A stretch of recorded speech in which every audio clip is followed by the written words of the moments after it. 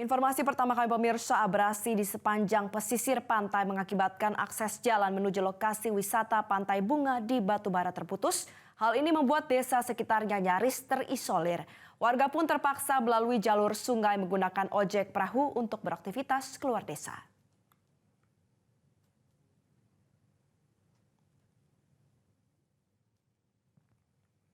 Akses jalan terputus berada di sepanjang pesisir pantai Desa Bandar Rahmat, Kecamatan Tanjung Tiram, Batubara. Sedikitnya ada sepanjang 700 meter badan jalan yang sudah tidak berbentuk dan hanya menyisakan puing-puing bebatuan. Kerusakan ini terjadi akibat tergerus oleh abrasi pantai. Terputusnya akses jalan ini membuat Desa Bandar Rahmat nyaris terisolir.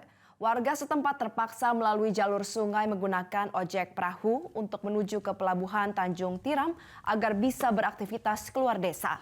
Kepala Desa Bandar Rahmat, Submiswan, mengatakan abrasi ini sudah terjadi sejak tahun 2013 lalu.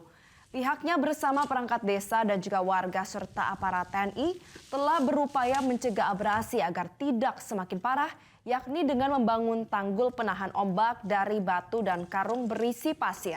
Sebelumnya juga sudah ada upaya untuk pembangunan akses jalan menuju Desa Bandar Rahmat yang berasal dari dana APBN, namun hanya dilakukan sepanjang 300 meter. Aktivitas masyarakat hari ini terutama dengan ada jalan tersebut terputus ya tersendat. Maka hari ini masyarakat menggunakan akses jalan yaitu penyeberangan, khususnya sampan perahu, karena daratan ini tidak bisa dilalui oleh masyarakat, baik masyarakat maupun kendaraan. Sudah berapa lamanya? Kalau ini lamanya lebih kurang tahun 2013 sampai saat hari ini